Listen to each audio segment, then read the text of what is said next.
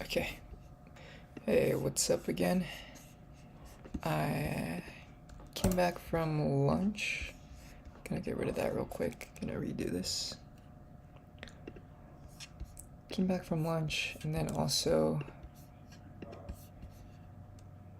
spent some time watching some YouTube. Let's see, order. Move to bottom. Let's see.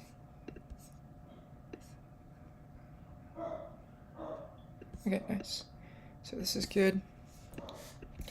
Alright, now gonna continue doing some of the research.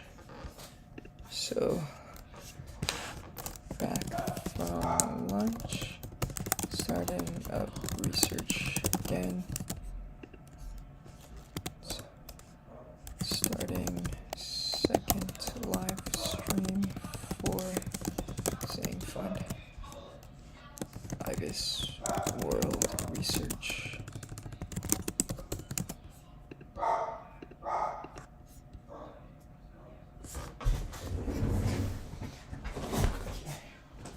Close my door real quick.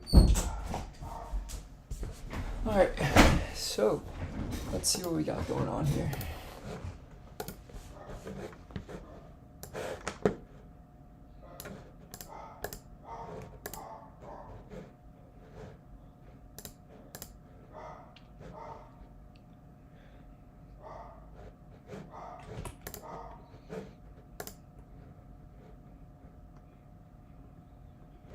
Retail. So if you go back to the retail trade, oh man, I have to log you out.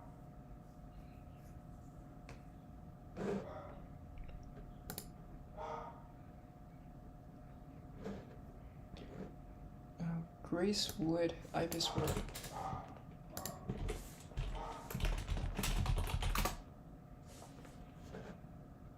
Okay, so this is Grace Wood.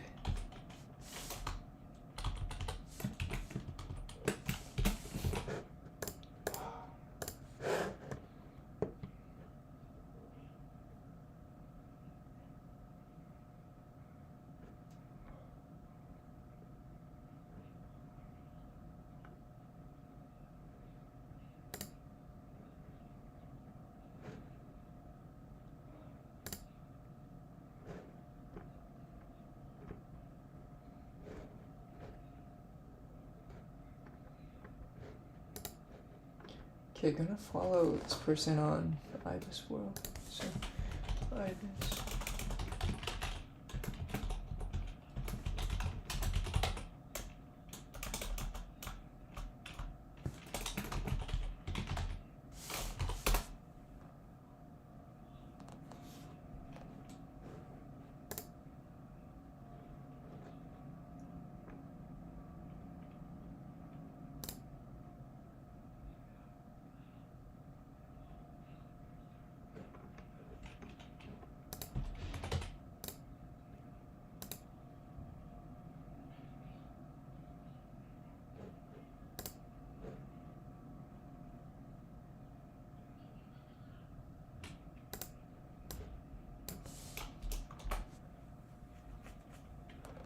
Oh wow, yeah, that does look really beautiful.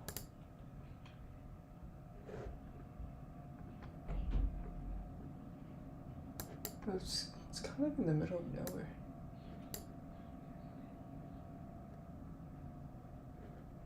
Yeah.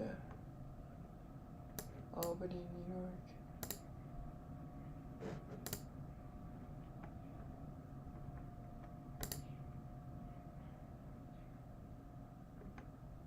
Yeah, Albany kind of looks like it's in a... I went to Albany once, it is kind of in the middle of nowhere too.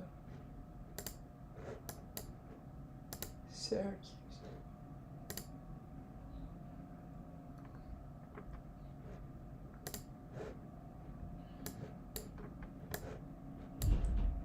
What about, so Rochester? And there's also Buffalo.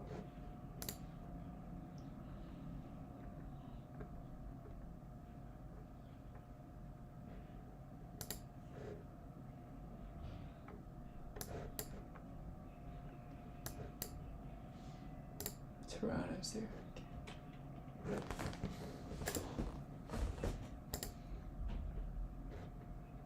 Interesting. Alright. So Grace Wood is the author of the article I'm reading, so it's good to know who's actually doing this. So, how do businesses, competitive forces. Internal competition is more prevalent than external competition because many retailers sell similar goods like food or clothing. Competition in different industries is high. Customers can quickly and conveniently compare prices across various online retailers. Yeah, that's fair.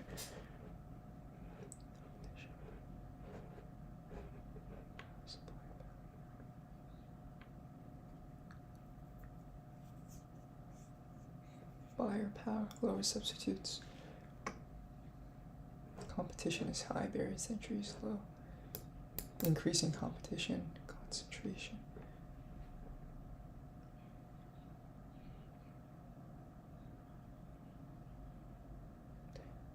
Share at large is 4. Okay.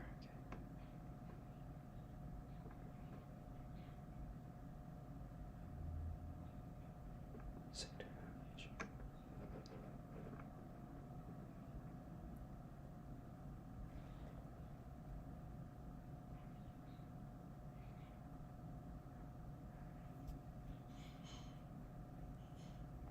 Huh. Smaller transfer.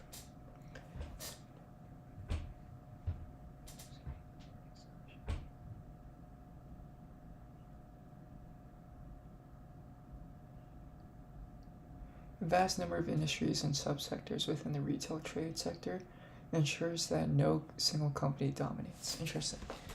Walmart's large retail since it sells a wide range of goods.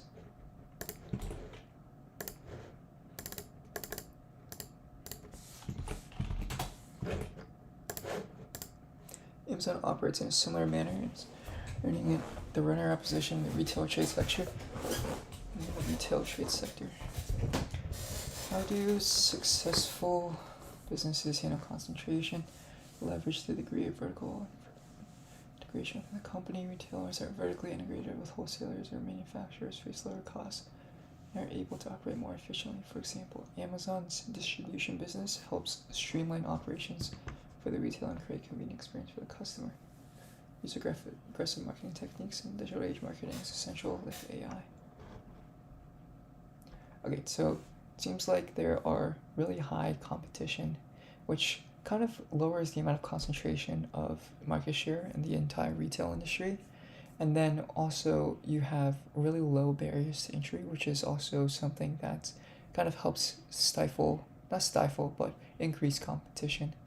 And I think another one was threat of substitutions. It's really high because a lot of these retailers are offering the same products or similar products. Okay.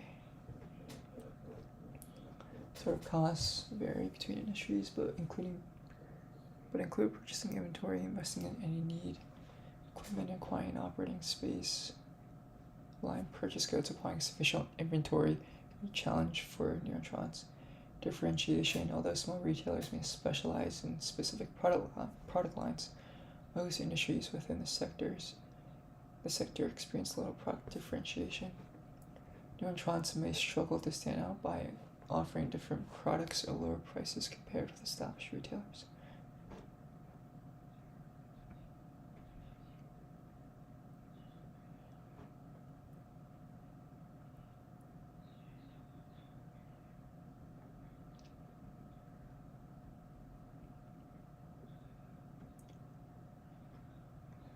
Failing to cost minimize losses by investing in automated inventory management systems, cashier-less technology, ensure that inventory levels are up to date across all sales platforms.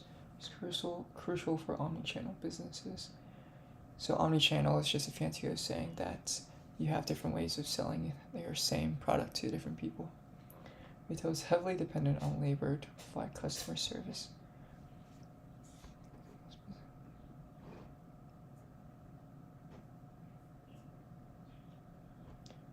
So thanks to the advancement of e-commerce, consumers can more easily bypass levels of the supply chain to purchase goods directly from wholesalers or manufacturers. Producers industries with direct access to consumers. Price competition.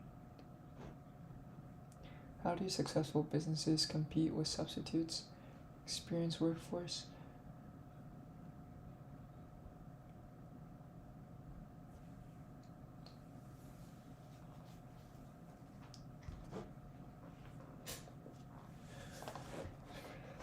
Economies of scale. Operating as part of a chain, franchise, or cooperatives can help buyers.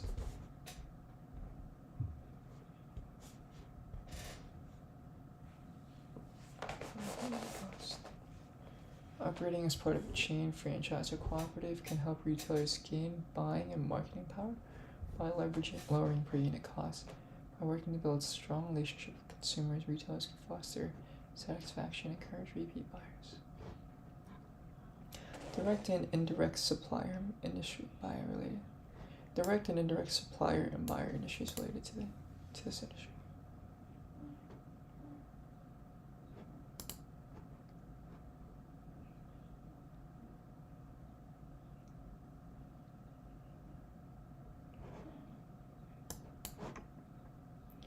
Okay, so you have your suppliers, manufacturing in the US, agriculture, forestry, fishing,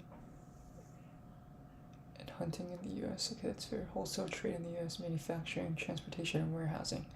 Wow, yeah, that's actually pretty important. So the supply chain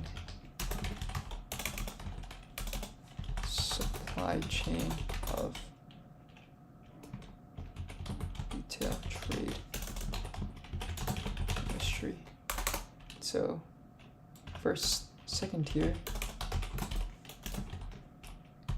you have your manufacturing in the US, then agriculture, forestry, fishing, and hunting. So then first tier, so your suppliers.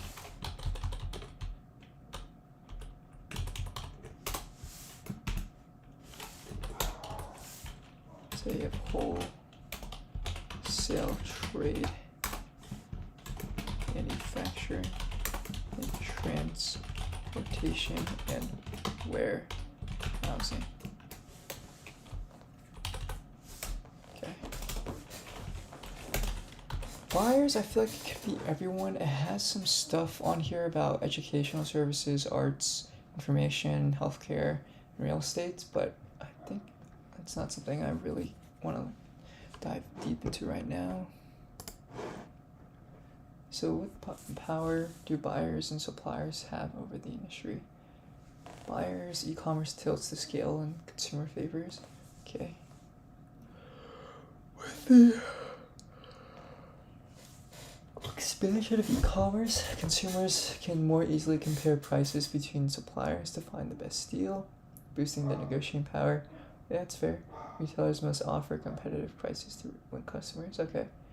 Buyer power within the sector depends on the industry. Given products' level of demand, buyers of high demand goods like consumer electronics and jewelry have limited buying power because consumers' willingness to pay expands alongside demand. Okay, that's fair. Suppliers, economies of scale, and brand name props up suppliers. So suppliers with higher economies of scale can charge the same price as other suppliers while making more profit because of their lower per unit cost. Well-known and highly regarded brands like luxury fashion labels or well-marketed food and beverage brands wield significant power over the retailers they sell to. Okay.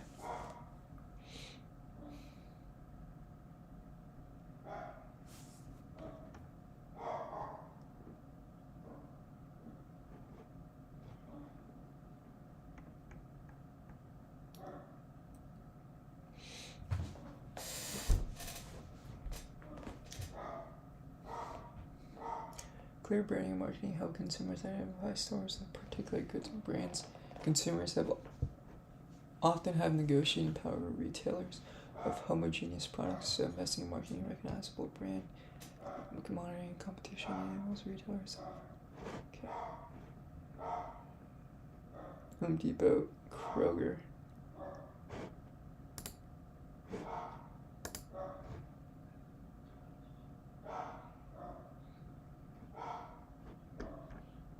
That's just 5. I guess they get this data from the NAICS, right?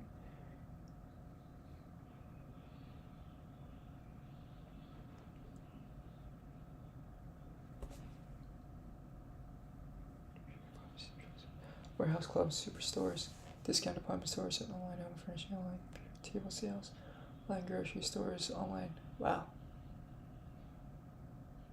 Their largest market share is in the warehouse clubs and supercenters industry, where they account for an estimated 54.7% of total industry revenue.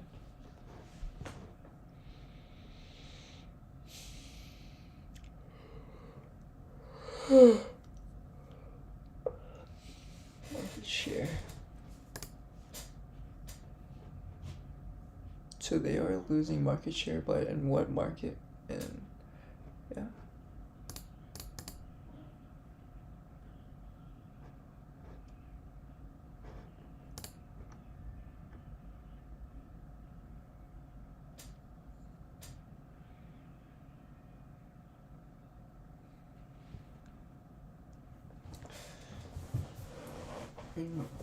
Space and K to offer exclusive high quality beauty products on its website and more than 200.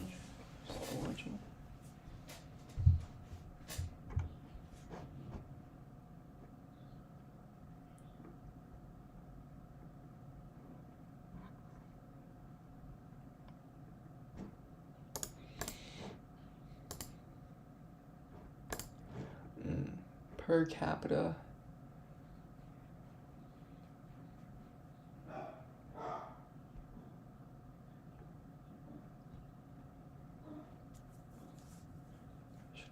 Employment rates, population, existence.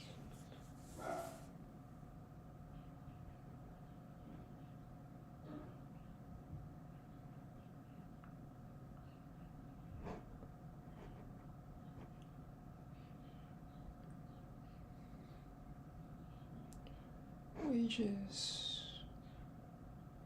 Working rents.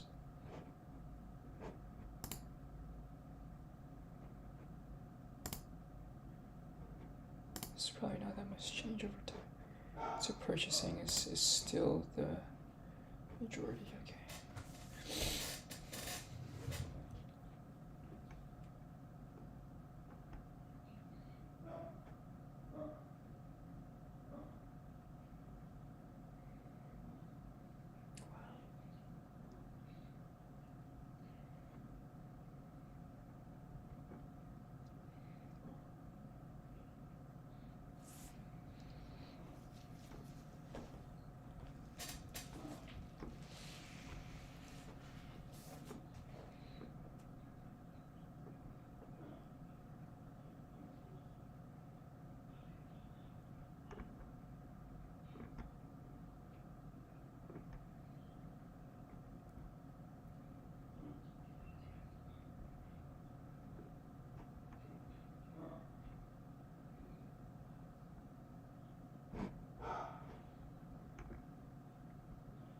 Revenue, IVA establishments, enterprise, employment, wages.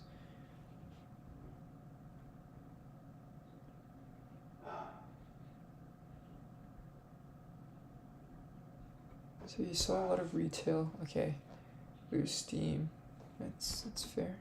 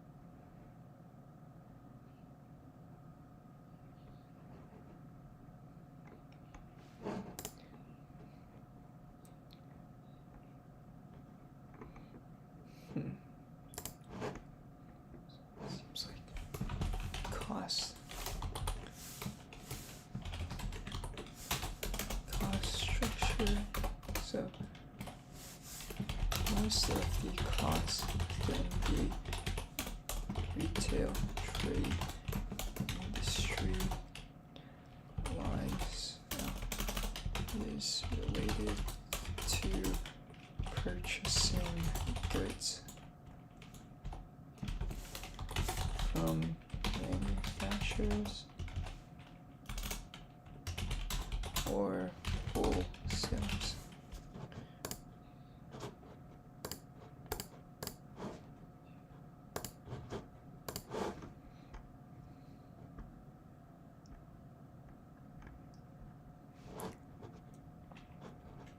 So, some external factors. So we have per capita disposable income, consumer confidence index, consumer spending, and population.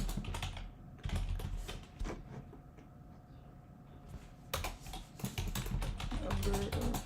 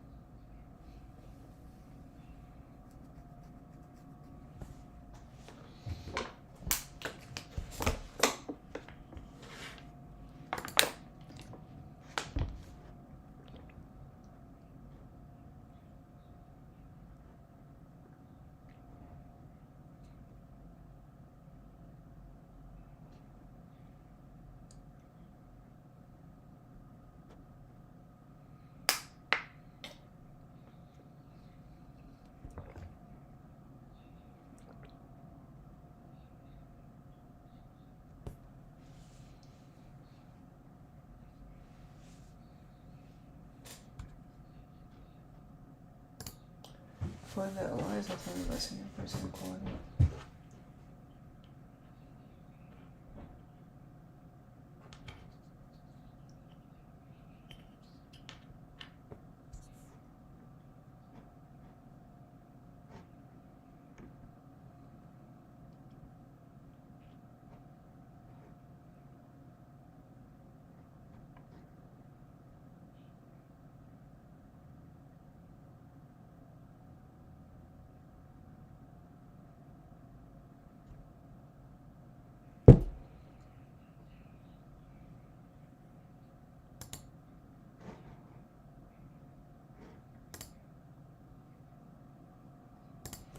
How much does IBIS work cost?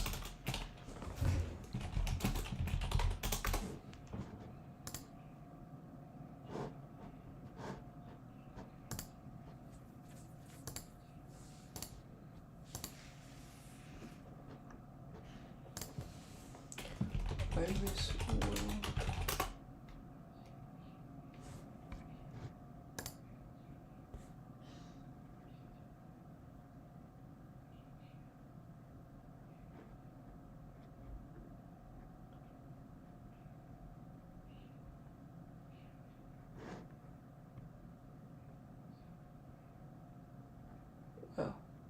one single report costs $995? Damn. Is it really worth it? I don't know. That's a lot of money. That money that I do not have.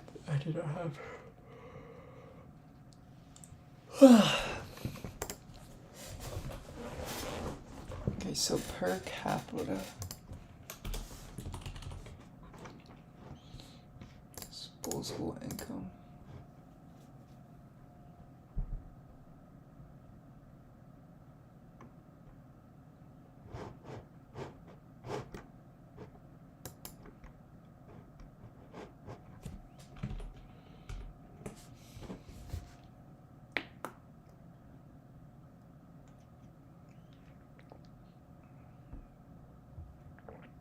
Okay, so they're getting their data from the Bureau of Economic Analysis. Okay, that's fair.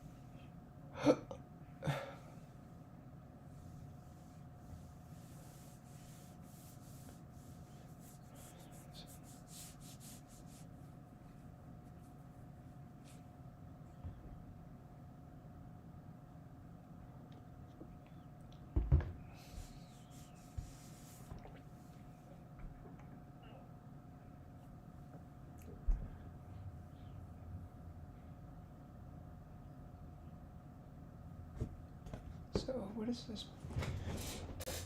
An individual's ability to purchase goods or services is calculated by taking income earned from all sources, including wages, government transfers.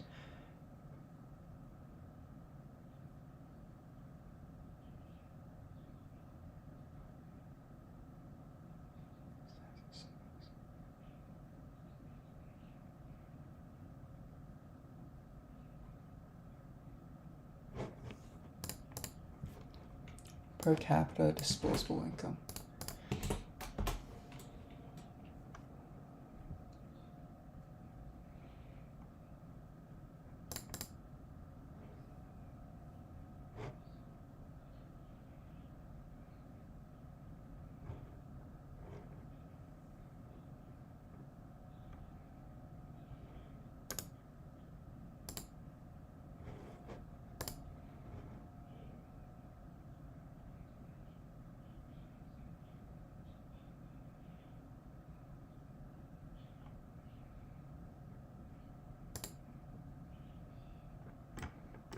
Oh wow, this is a lot. So I just came across the NIPA handbook.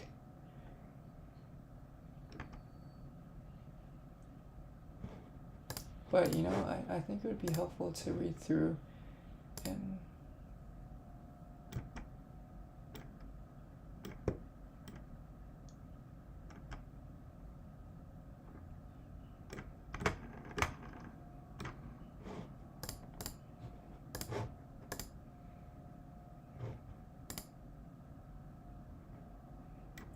okay, it's 484 pages.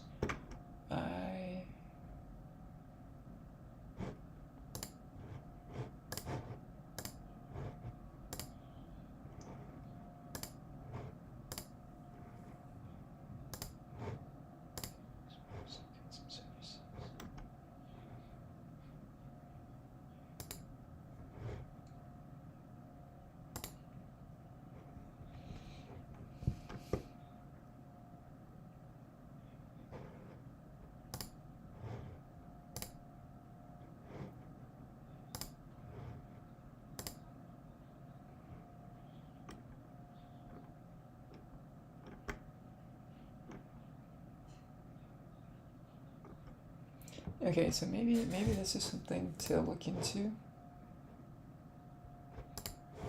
So the BEA, Bureau of Economic Analysis handbook, that could be an interesting thing to read.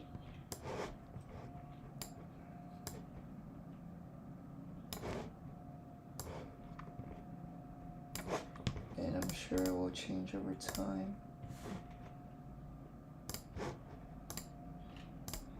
Open folders, same file, research reports. to data. That's good. There's resources. Okay.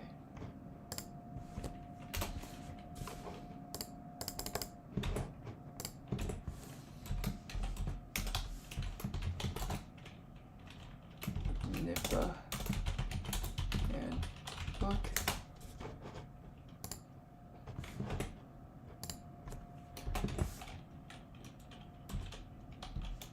So this is the EA resources. Okay, so it's, yeah, that'd be pretty good to read through. And then I think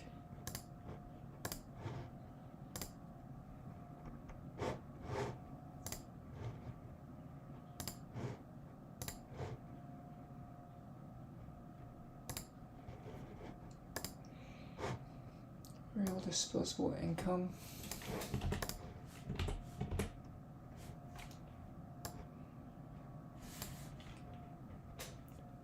Inflation adjusted measure of disposable personal income that is calculated by deflation using a personal consumption expenditure price.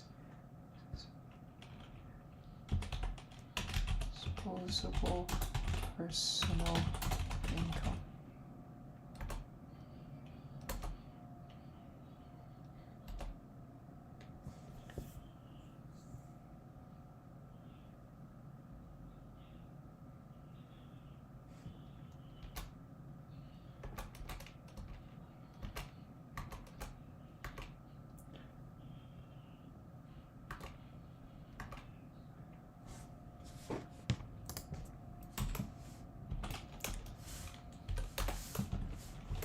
Disposable, okay. Disposable income is how much a person has available to use to spend or save.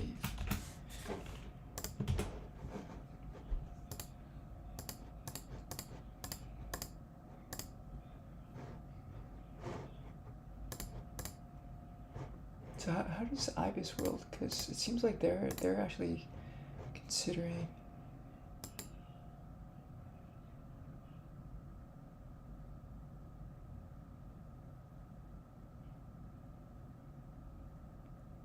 So they're considering subtracting the. Okay, so this is maybe an important thing to know. So the Bureau of Economic Analysis says defines disposable income as how much a person has available to spend or save.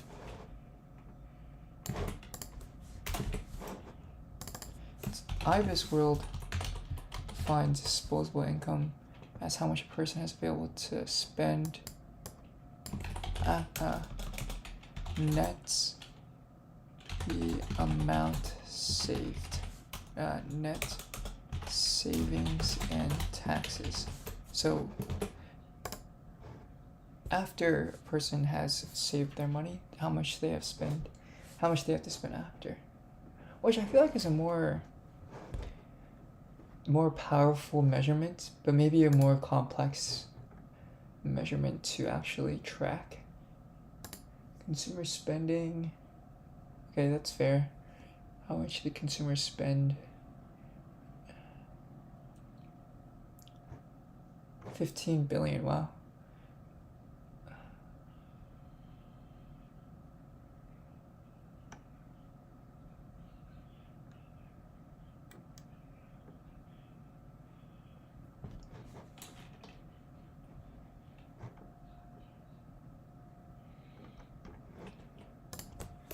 US consumer spending.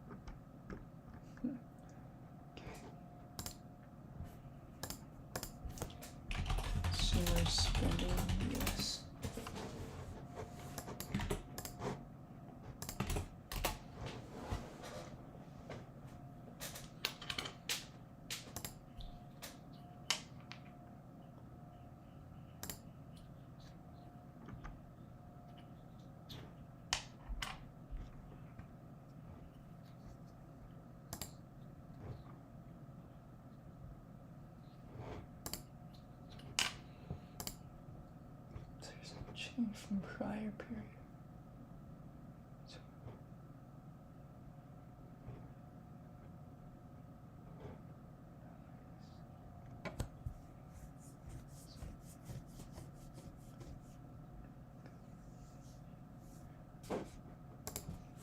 What is disposable spending outlays?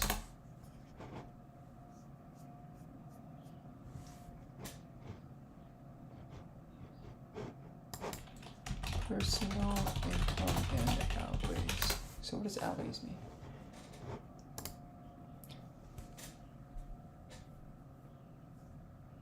So what is outlay? What is a personal outlay? The dollar personal income is the dollar value of income from all sources by individuals in the U.S. Personal outlay is the dollar value of purchases of durable consumer goods there.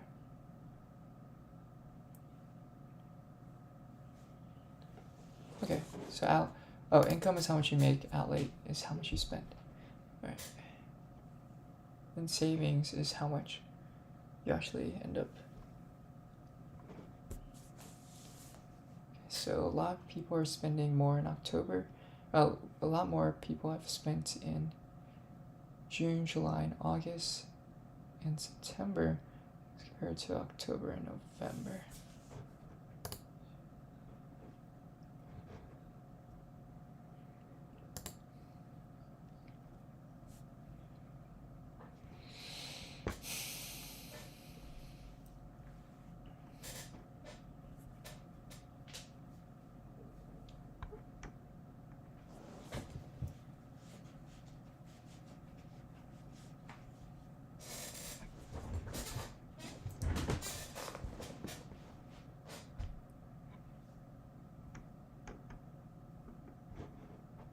Okay, is the personal consumptions expenditures measure of consumers. I guess maybe a PCE is probably a measure of consumer spending.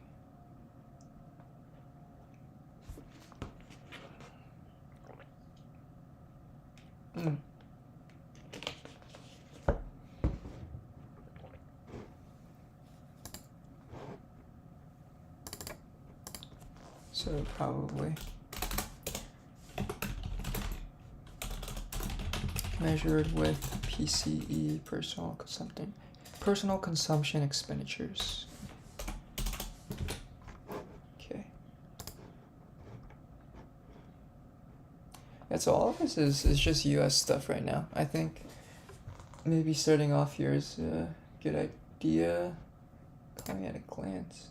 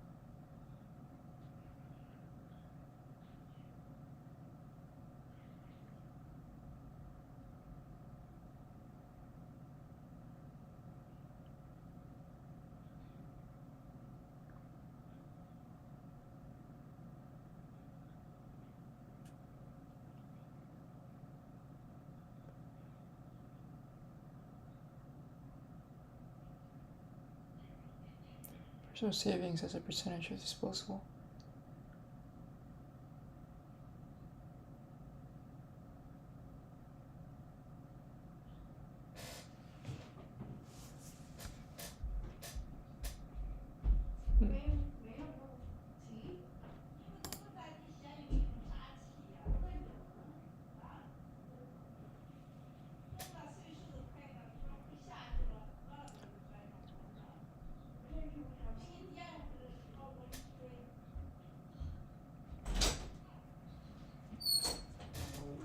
Well,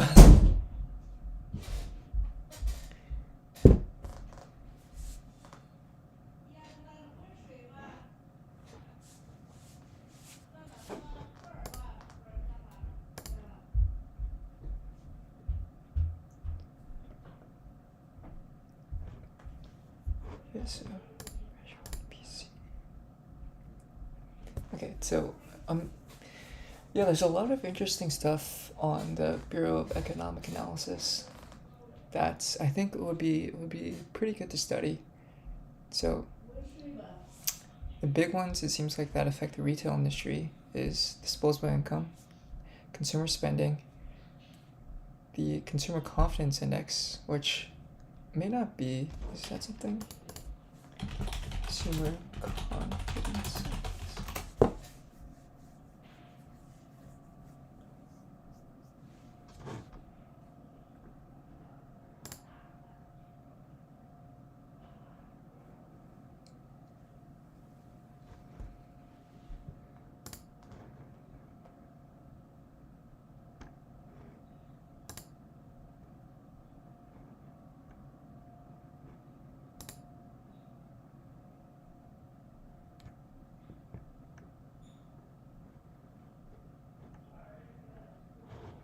Okay, I feel like consumer confidence indexes.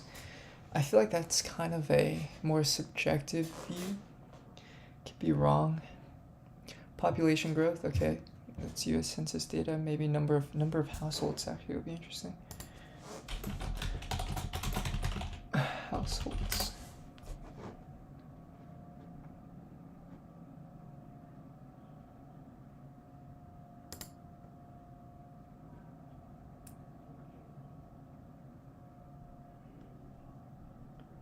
So there's around 125 million households. Okay, interesting. That's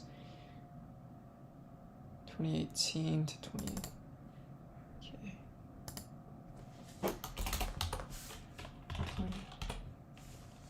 736 million households.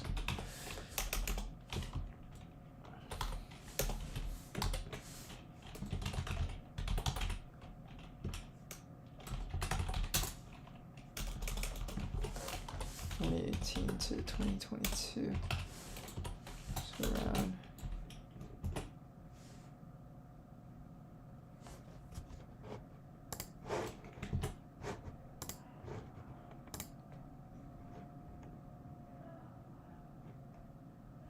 U.S. Census.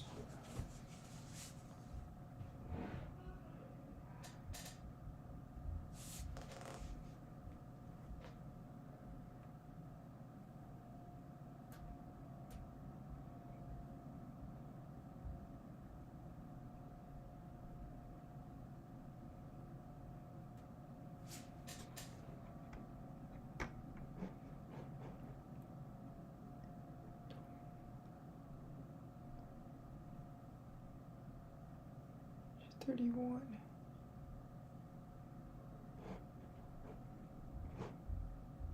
So Fred, St. Louis.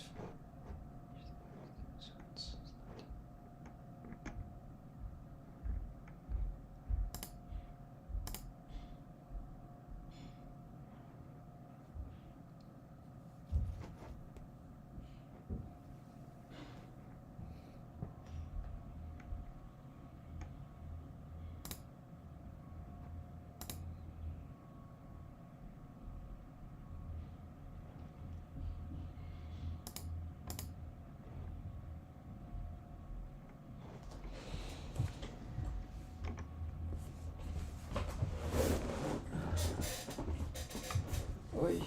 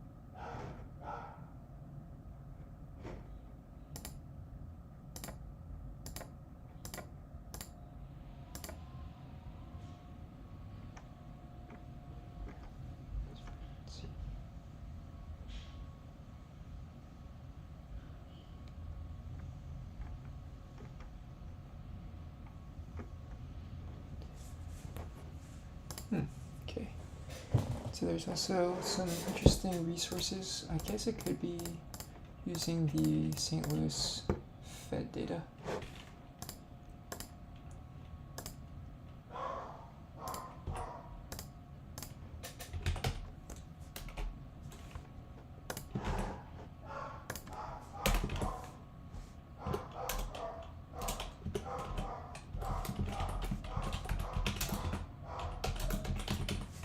Okay, so yeah, there's some interesting stuff there. So let's write another interstitial journal. So finished reading through the retail trade IBIS world industry reports. Took a few notes, but might come back to it later. And then also we looked at the Fed and BA call them measurements of economic activity. So PCE, total households. I think those are the two major ones. Oh, and plus disposable income. So going to dig deeper into more niche industries.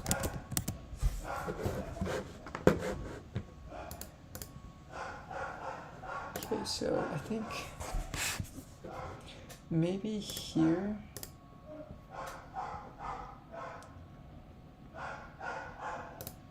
databasing. Ooh, software publishing, which is, let's see, I wonder who's the top companies here. Decline, oh no, low profit versus low revenue per employee. Oh shoot.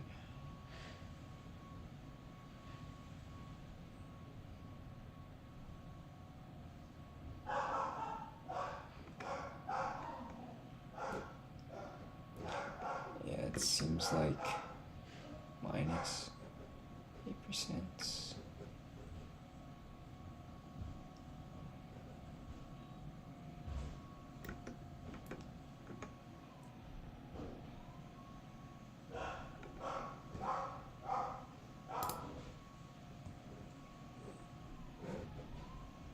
Third?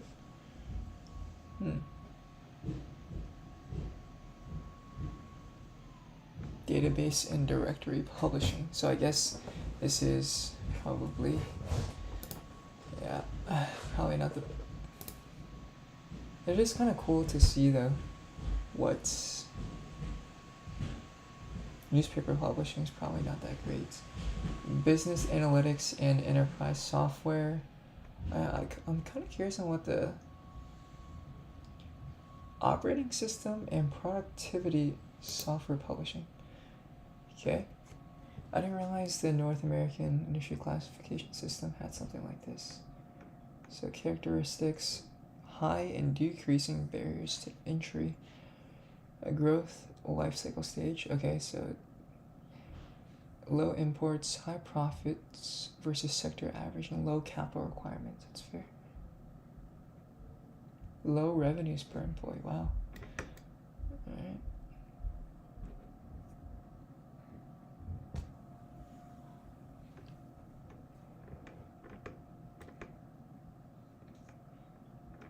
Yeah, so I'm curious in who are the companies that are classified here?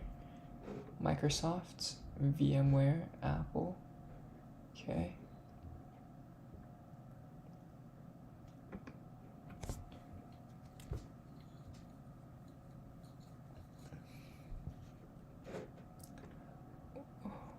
Wow. 2023 annual revenue. What? 34 billion.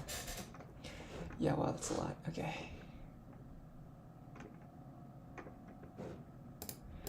Yeah, it's pretty cool to see that. Alright, so let's see. I'm gonna go dive probably deeper into the retail trade. So let's take a look inside there. And then, so we looked at the entire retail trade as a whole. There's home furnishing stores. Oh, I think my family's calling me. Yeah.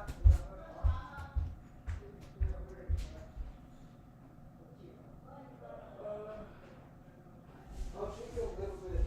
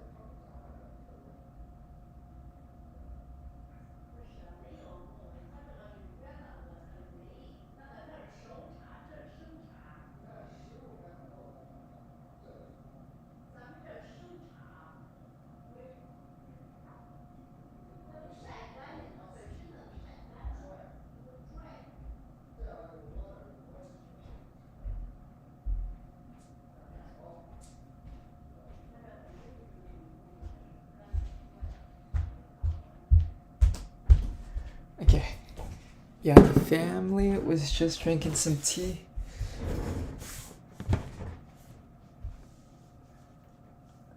Small specialty retail stores. Vending machine operators? Bro, who? Interesting. I wonder who the companies here are. Wow, $10 billion according to IBIS World. That's a lot. And there's 17,000 businesses? Wow. Okay, that's a lot more than I thought there would be. Compass Group. Oh, Aramark? Aramark is the... Oh my god. I keep seeing them in... I keep seeing this company Aramark in Philadelphia.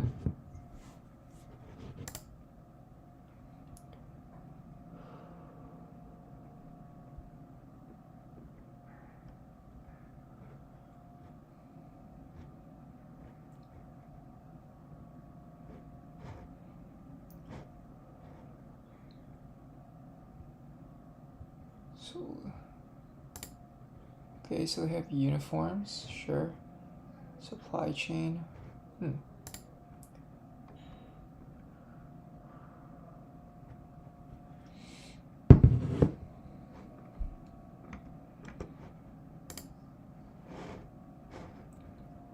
Compass Group PLC.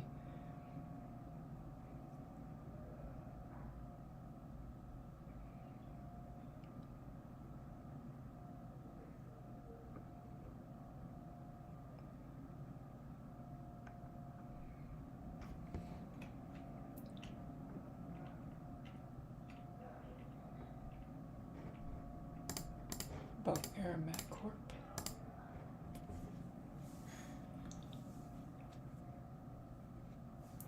Vending machine operators, food service contractors.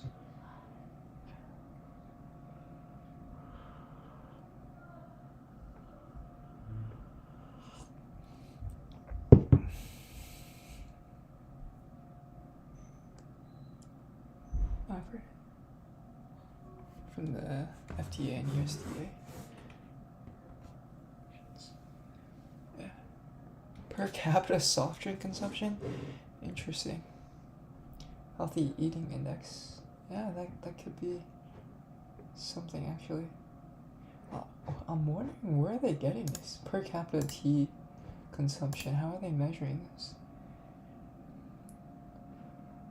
The annual retail disappearance of tea per person is used to measure per capita tea consumption. The U.S. Department of Agriculture. Wow.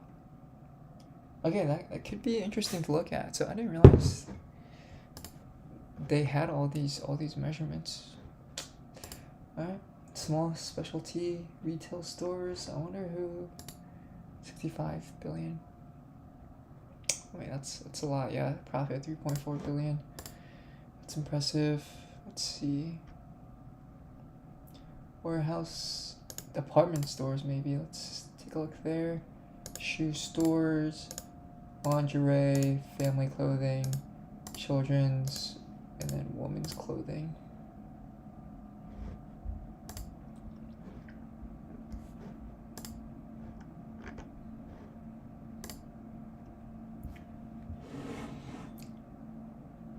Leslie's Pull Marts. Oh shoot, wise.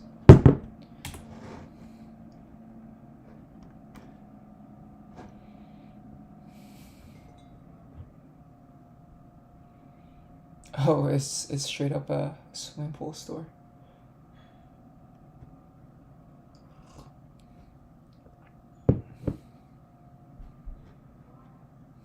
Alright. Apparently IBIS Real thinks Leslie's Pull Mart is a rising star.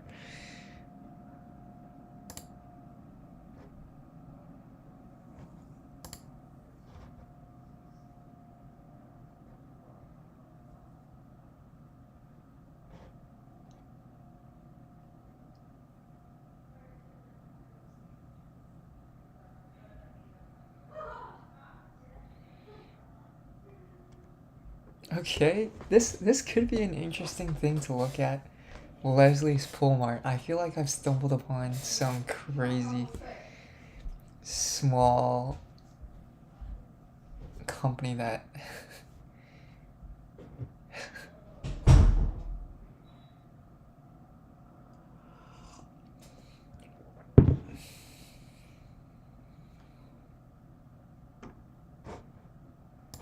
okay, yeah, maybe I could also take a look at the interactive brokers, see what their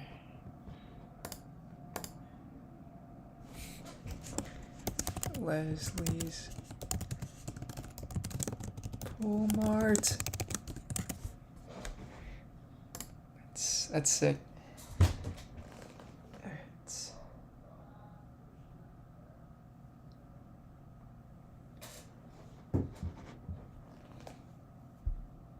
Oops.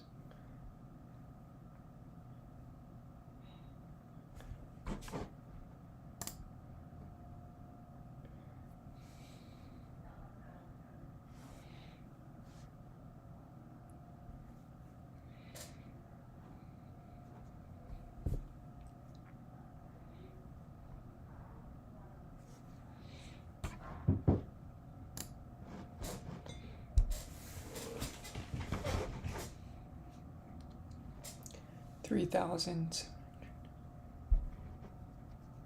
industry revenue.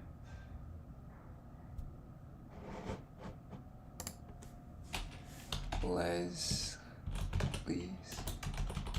Pool Mart.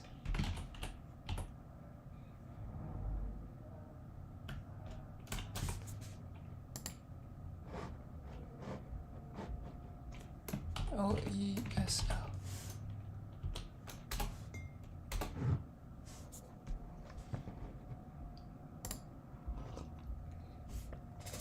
Oof, okay.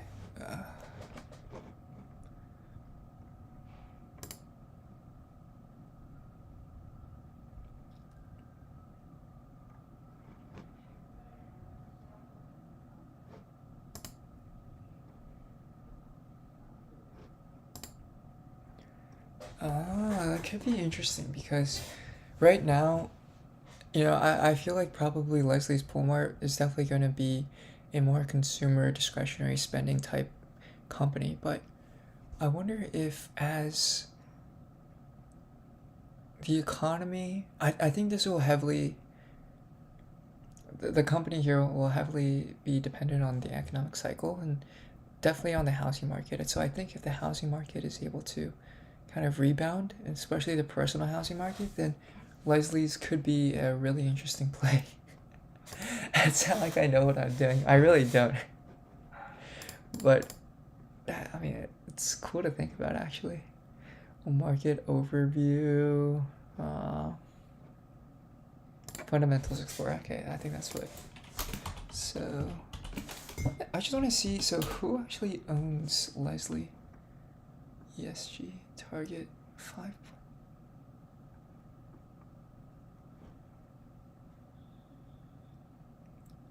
Oh wow. So it is actually overwhelmingly. Shoot.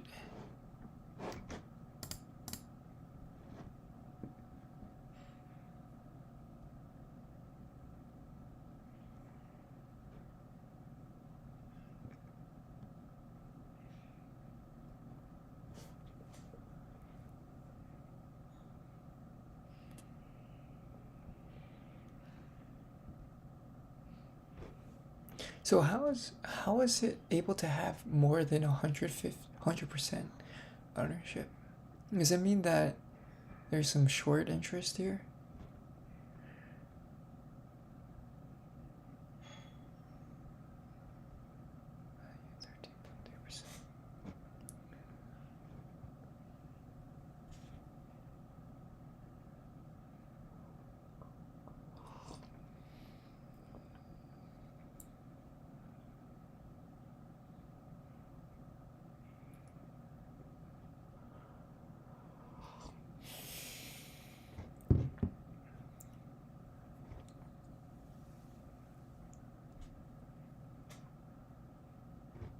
Keen Anderson Rudnick Investments.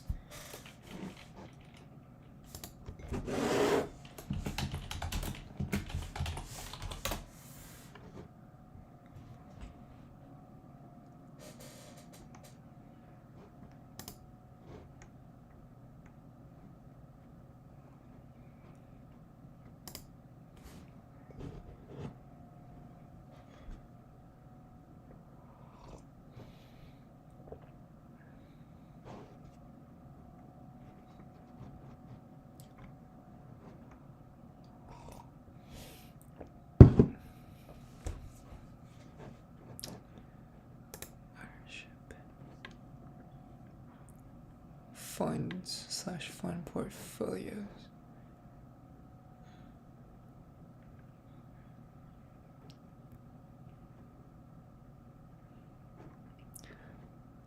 Okay, so the ownership is more institutional, but the coverage is pretty low. There's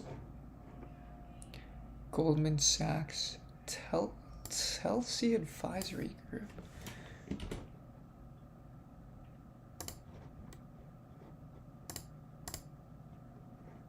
Oh, okay. So Piper Sandler's also there, Baird.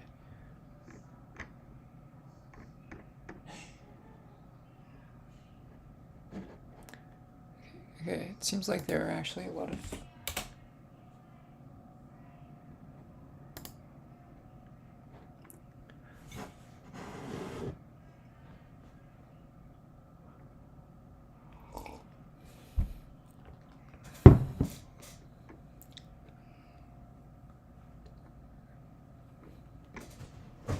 okay, yeah, that's interesting. But Leslie's Pullmart.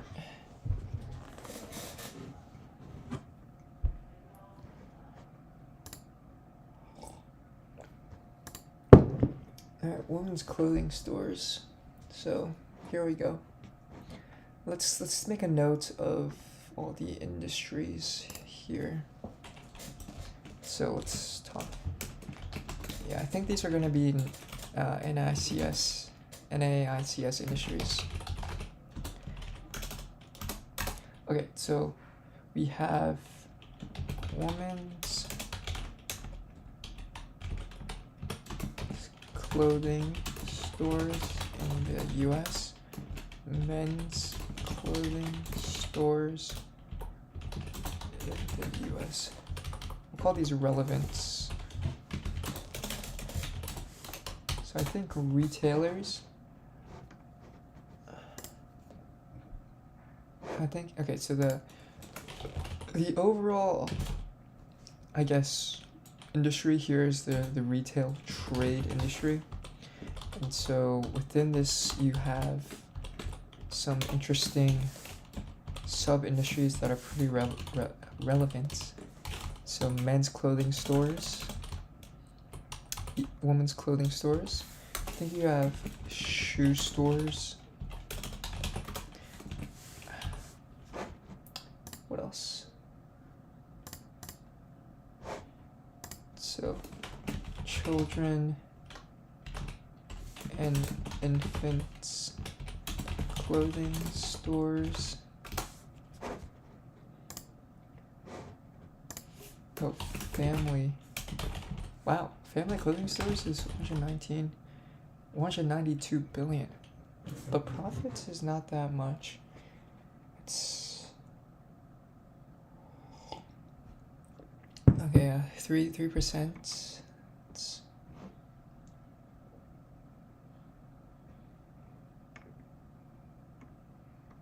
Ross stores, Abercrombie and Fitch, wow.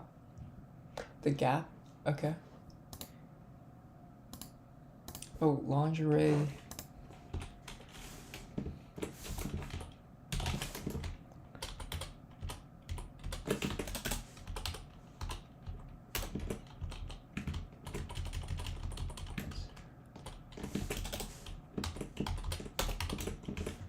Okay, so lingerie, swimwear, and bridal.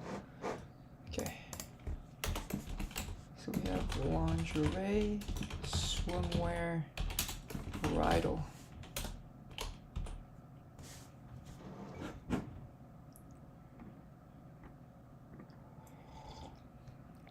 Yeah, okay, Victoria's Secret is just one of the higher ones there. Yeah, that's fair. So shoe stores, Foot Locker, designer brands. I don't think I've heard about them actually, so. Oh, and then department stores. Yeah, it's not a big one.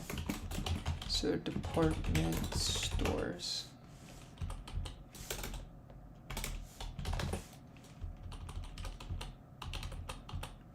So I think the number is 45211. Okay. Filet. I wonder who this is. delay IBIS world.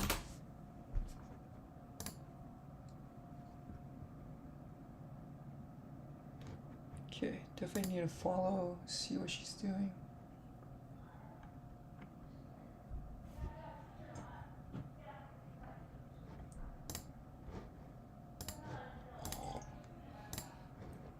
Connect. Saw your research on IBIS world. Cool stuff.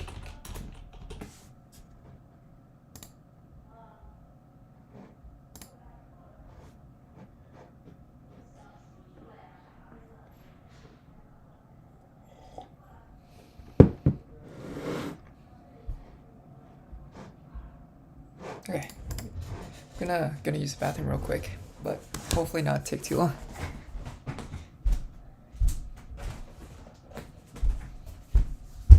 The iPad too.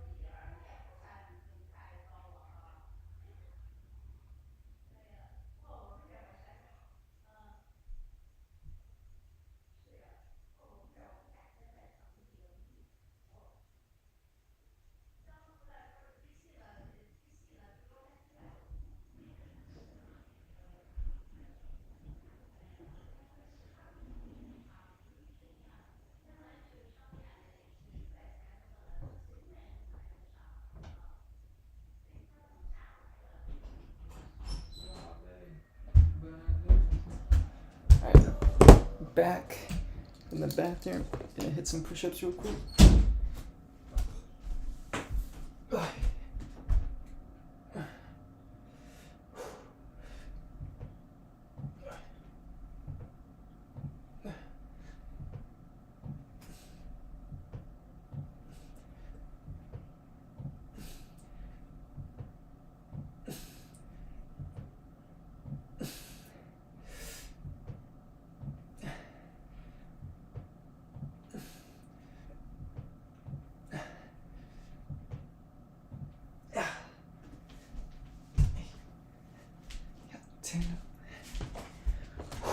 Okay.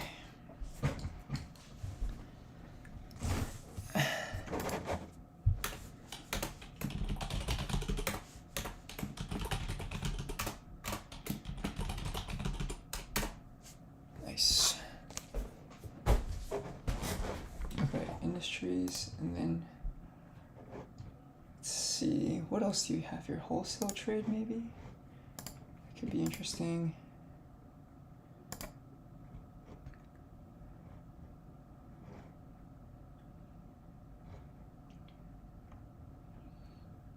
Computer and package software wholesaling. Footwear wholesaling. Clothing and accessories wholesaling. Piece goods, notions.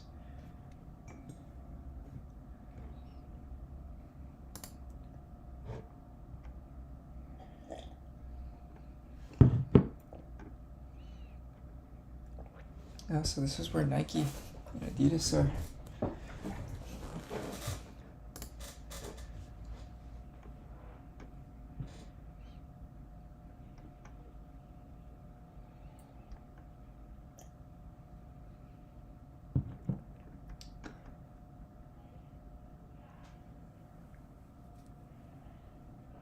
There are no major players in the industry. Interesting.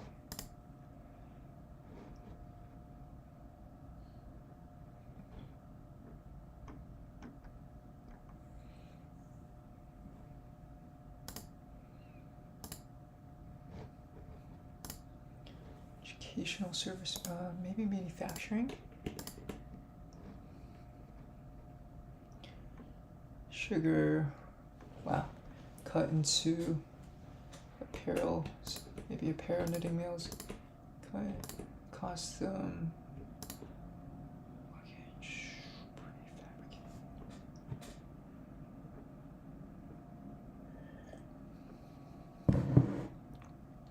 Cement, abrasive, metal tank, valve, wind turbine, what the hell? Medical device, major battery, aircraft, blinded shade, wow. Oh, billboard and sign, okay. So what about, let's see, battery manufacturing. Seems interesting. 2.2 billion in the US. New Balance, Athletics, Allen Edmonds, Rocky Brands. Okay.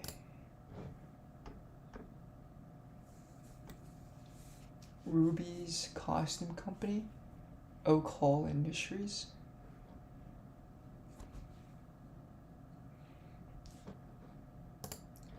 Cut into apparel manufacturing. There are no major players in this industry. Okay. Kodet Inc. represents 1%. Knitting mills. Renfro, Golden Lady, Berkshire Hathaway, interesting. Hanes brand.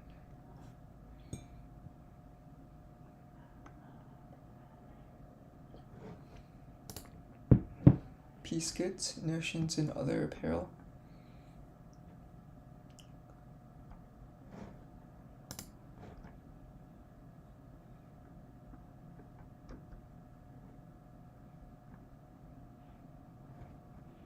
Companies, no big companies.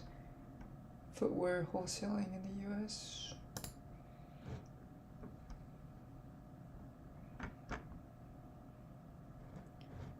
athletics, sporting goods, maybe?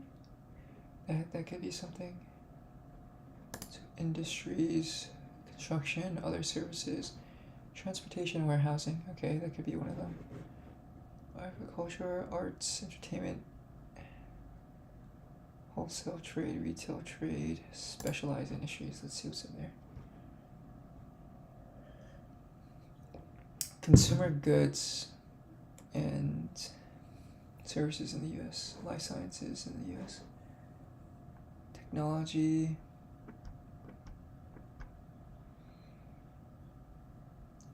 wearable device, personal watercraft, power tool, advisory, HMO providers, regional banks.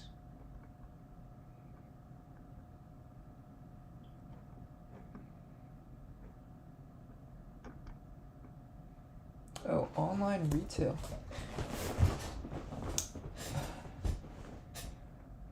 Online computer software sales, online event ticket sales, online original design t-shirt sales. Interesting, I didn't realize that was also a thing. Online designer clothes sales. Let's take a look at online. Oh, there's a lot. Wow.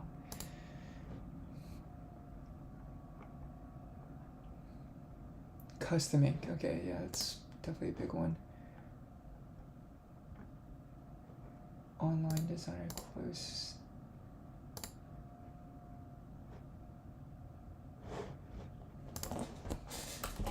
So there's specialized industries.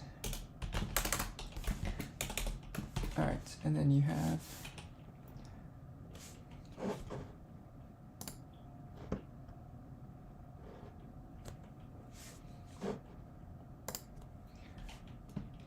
online original design t-shirt sales. So I think this is OD 5439. Online designer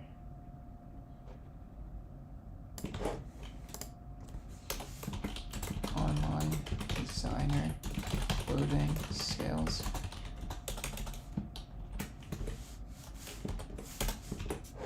Okay.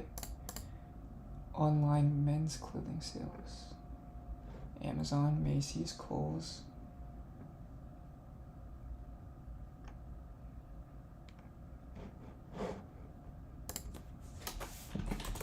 Online men's clothing sales. So we have OD 5095. Okay.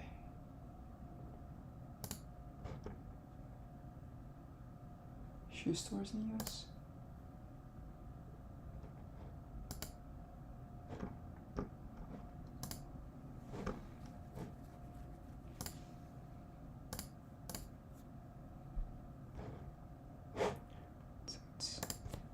Yep.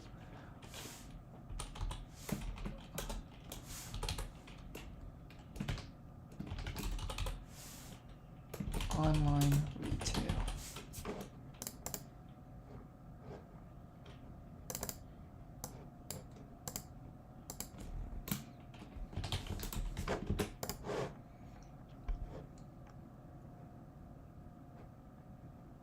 Music streaming services, technology in the US. Virtual data rooms.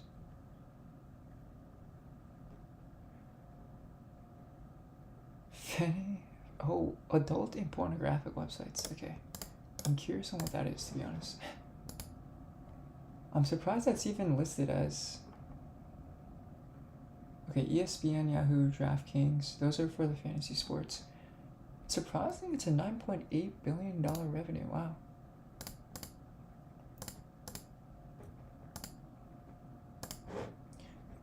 What about this one?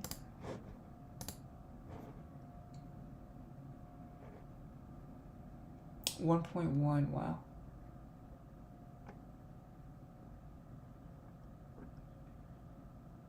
MindGeek. So I think that's the one. Wow. MindGeek has $888 million worth of revenue.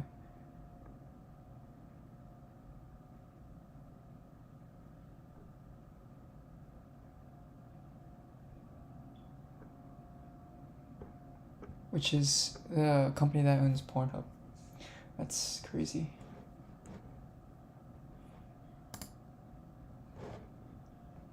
Yeah, I'm sure there's also a lot of other things that don't get included in there too. Okay, so there's some pretty oh wow, martial arts studios, Trinity Wear stores, discount department stores. That'd be interesting. Hand sanitizer, candle, craft beer production, sushi restaurants. What? Pizza restaurants, ethnic supermarkets, dog walking services, tattoo artists, personal waxing, RTD, mixed spirit, peanut butter production. Are you crazy? Boxing clubs and gyms, tents, hat and cap stores, dry pasta production, zoos and aquariums, bail bond services, go-kart racing, dance studios. Wow, I'm curious to see what's in the dance studios. Boutique hotels, thrift stores, limousine, diner, fish and bone, hydroponic growing equipment stores. Oh my god. Online gambling services. Okay.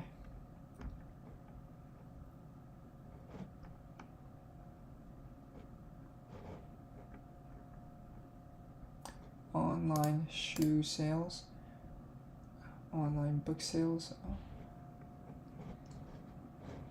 online sporting apparel sales. I wonder what's in there. Okay, Foot Locker, Nike. Alright.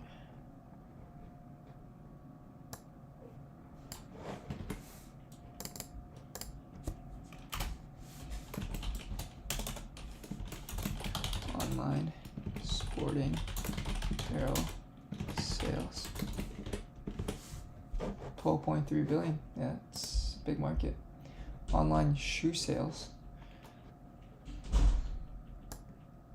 That's also a pretty big market. So online shoe sales. 28 billion, with the major players actually being Amazon. Wow. And then Foot Locker itself, Nike. Okay, interesting.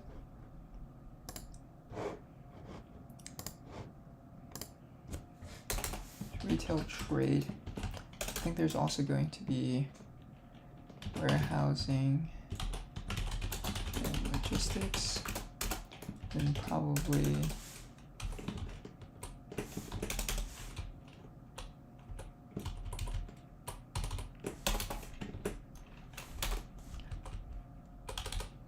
there's also wholesale trade. So wholesale trade, and then along with wholesale trade, you have, I think, manufacturing.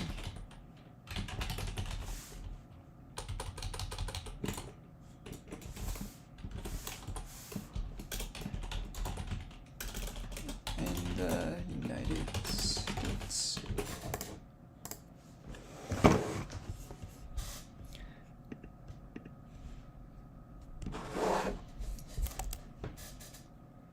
So wrote down some relevant IBIS World, not IBIS World, but NAICS industries to read up on for the fashion. It's related to fashion. So dance studios. Let's see, there are no major players. Oh, yeah, that's fair. Tap dancing.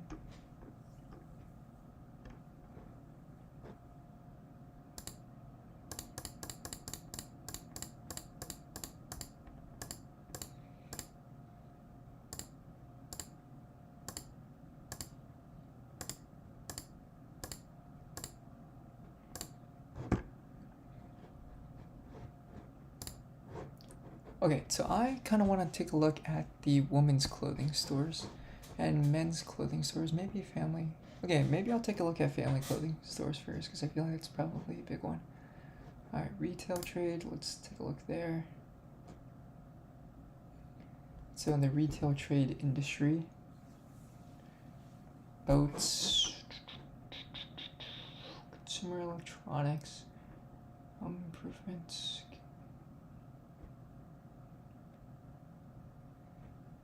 family clothing stores.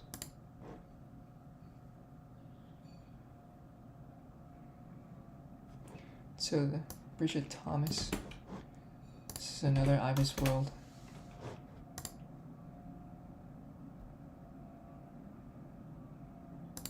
Follow.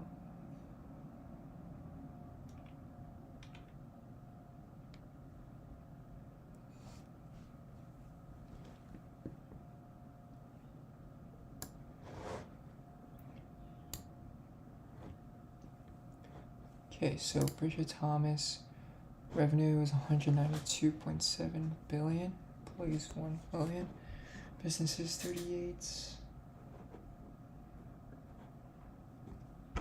Wow, so the Roth stores is more valued.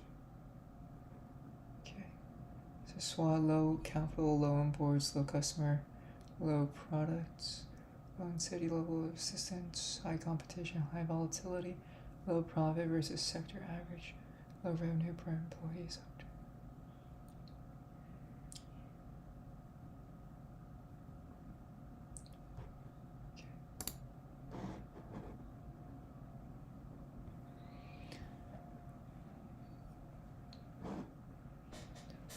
Trade.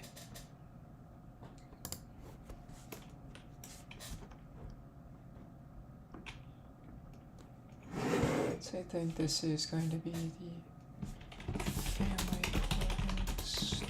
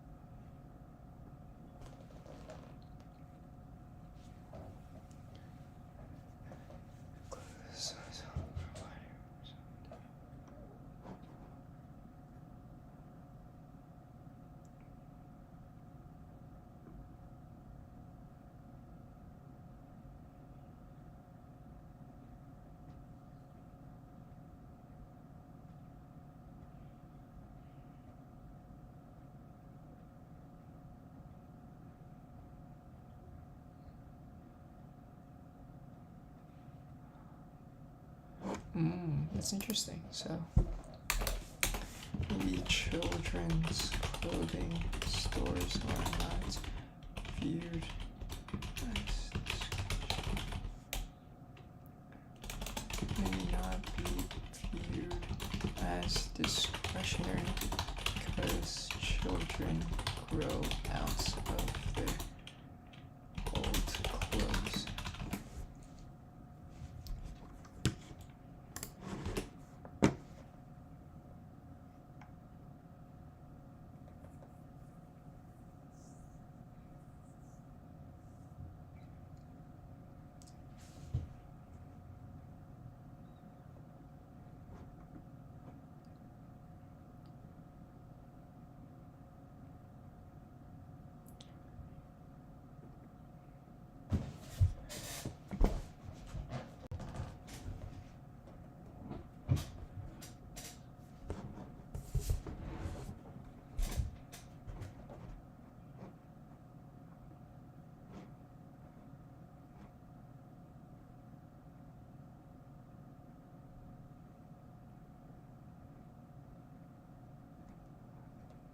Major market segmentation.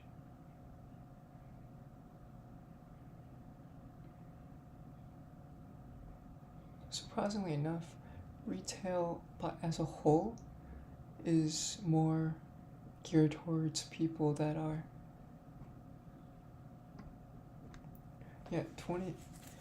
24 and younger represent about 1% of the total retail scape, but for the clothing, family clothing retailers or family clothing stores, it's around 24. Yeah.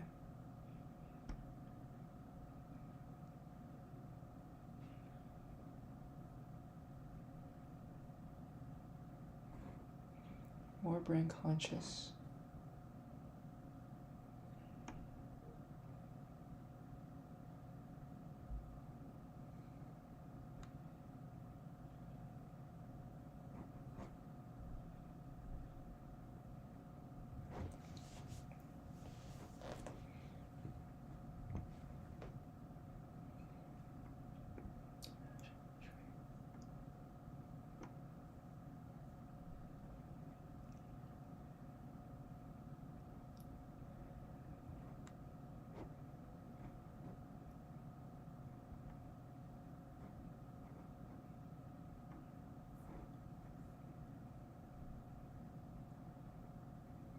Establishments. So Florida, 5,000. Revenue around 30 billion. Wow.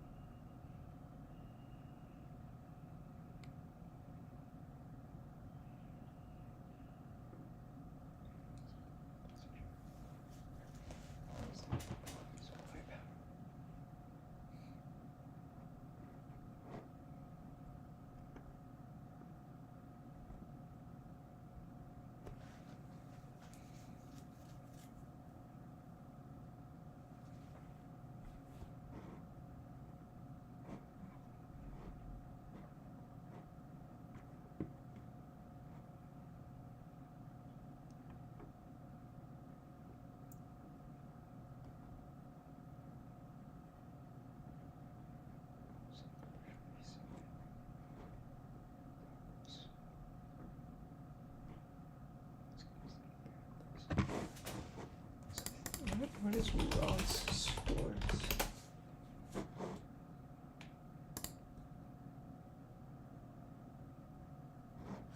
$45 billion GX store. The GX. 104. So why is Ross Stores worth less? Lower reports.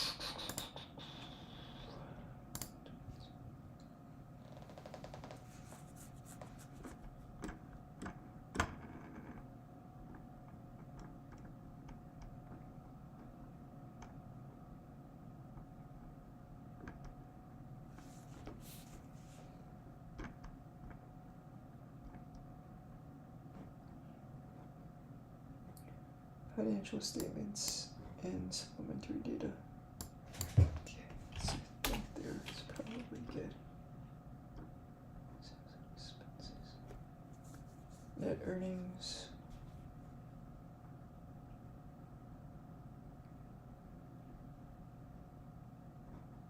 Cash equivalents. Current assets. Merchandise inventory. Long-term debts.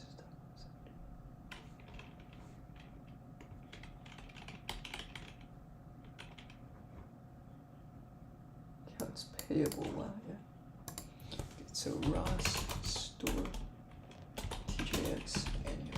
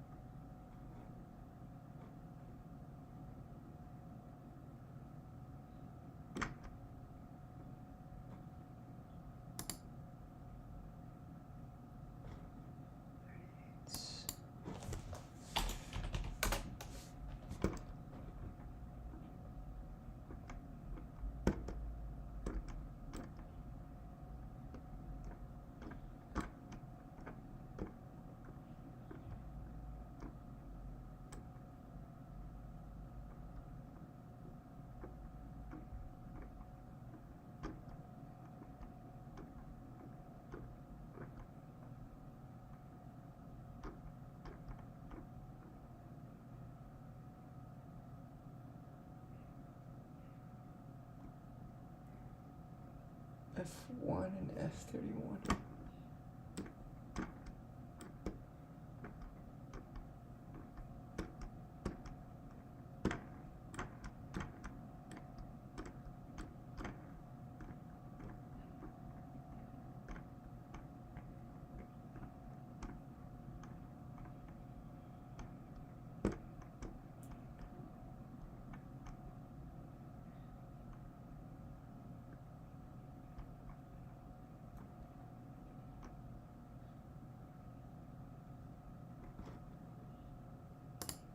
Okay, I can see why.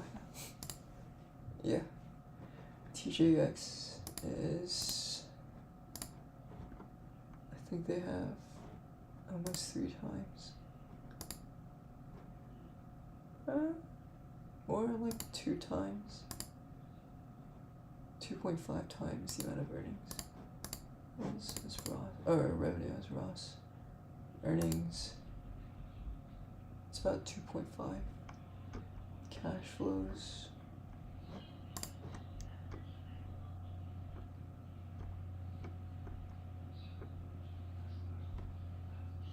net cash,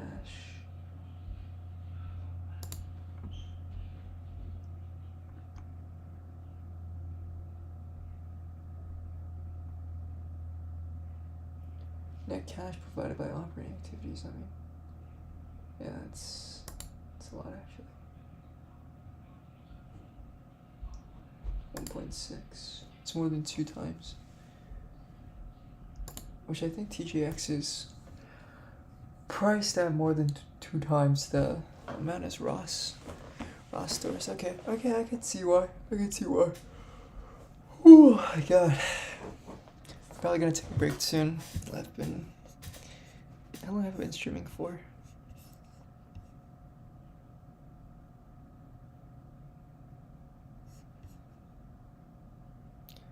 Almost 2 hours now. Yeah. Getting kind of tired. Oh, oops. Yeah, it's good.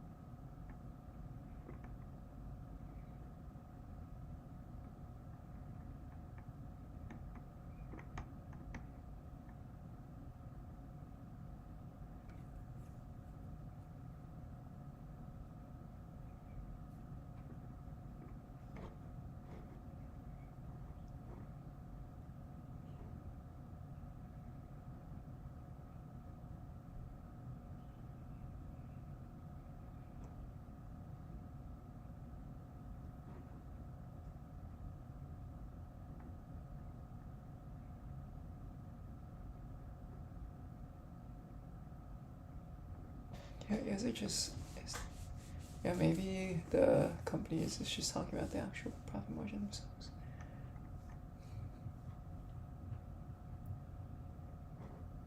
Oh, revenue in 2023.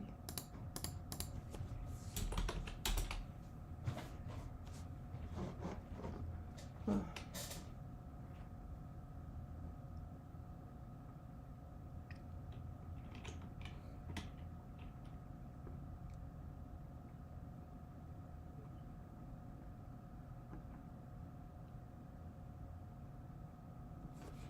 Oh, so Ross also owns DD's discounts.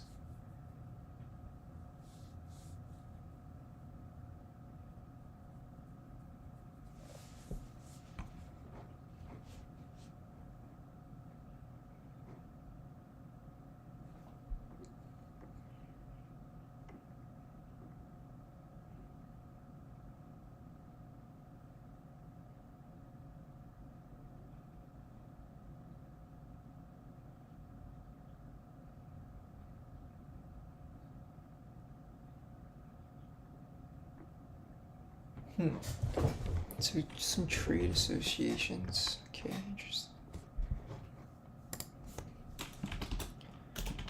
Trade associations.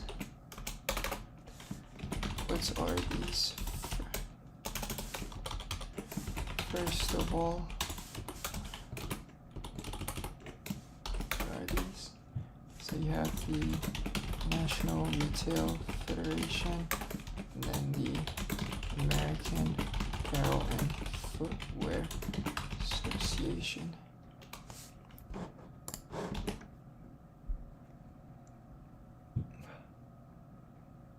Purchases, alright. Cost imports, profits. These bathroom again.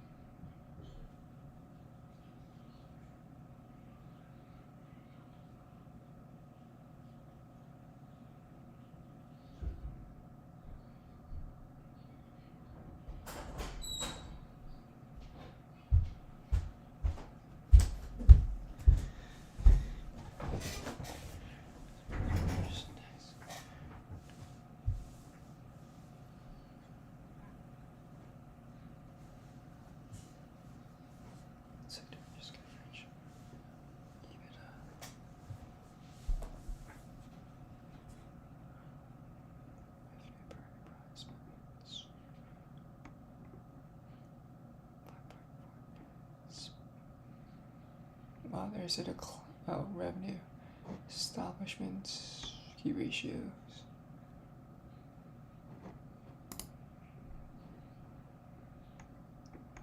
Balance sheets, liquidity ratios, leverage ratios.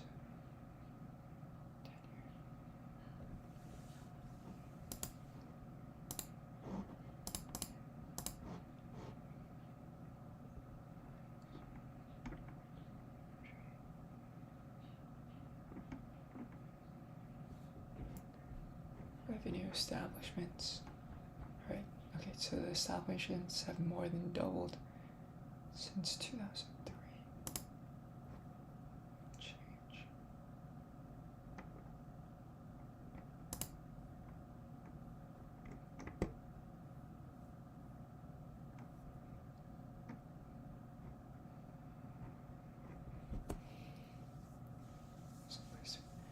It's branding for stuff.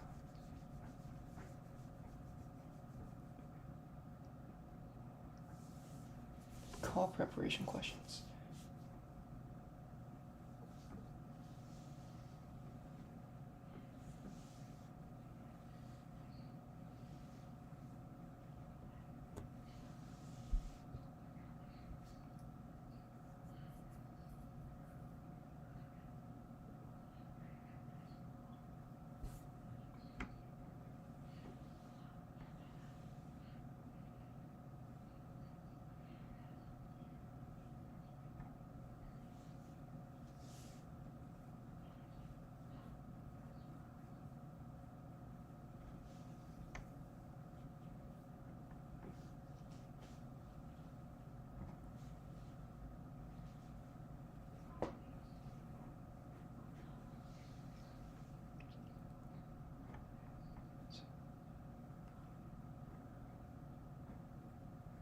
Okay, some call preparation questions are interesting. But I think, so I finished reading through IBIS report. We'll take a break for now. So, come back later in 30 minutes to work on the annual reports Python class. Okay, so read through some IBIS reports. So worked on fashion report, which is good.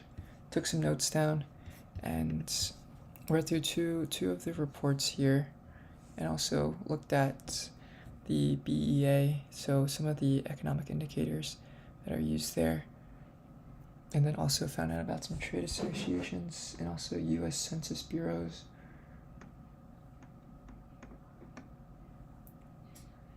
Also got distracted a little bit on some of the other industries and the lease pool system.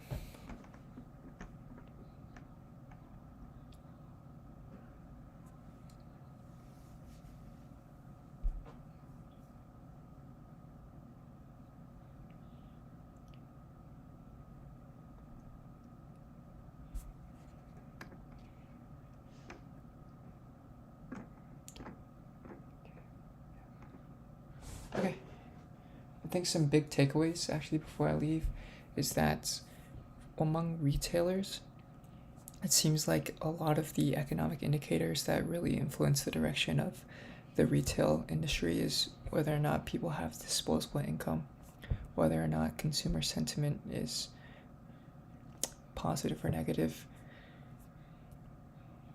I think whether or not consumer spending is increasing, which I guess ties into disposable income, and then so the amount of people that are actually living in the US, so the population, and also the age of the population, and also the households. Those are three different measures of population.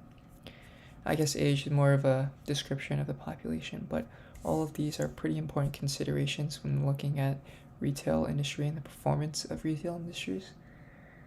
And so I think as a whole, the analysts from IBIS World are saying that the retail trade industry and also the sub-industries that are related to the fashion sector are all pretty mature industries, and they make some observations saying that e-commerce and online retail is probably in a more growth-oriented stage rather in a mature stage. But I think those two are pretty similar. Maybe they're not. I could do more research into that. So there's those two things going for it. So where retail is in the pure economic cycle, and it seems like retail as a whole, including all of the different, not just fashion related, but food, other types of discretionary spending, camera stores, car dealerships, I think that was another one. So anything that you can think of buying, it's worth about $6.9 trillion, I think. I might have to check on that. But the entire, I guess, family clothing store industry represents around 190 billion of revenue. So I guess a very small percentage of the entire retail trade market, but it's still a large amount when you think about it in a pure dollar value sense. And this is just all in the US. So I think the family clothing industry, and also maybe I'll do some research on some of the other industries. So you have men's, family, women's, children's, department stores, lingerie and shoe stores. I mean, those are all of the retail trade industries or sub-industries. Then you have wholesale trade, which I haven't even touched upon yet. Manufacturing and specialized industries. So there's a lot to be done here. And yeah, this isn't going to be easy, but I think going through this and understanding what's going on here is pretty important. And hopefully I'll be a little bit smarter and understand a little bit more about what's going on. So I'm going to probably stop the stream here and then continue back later.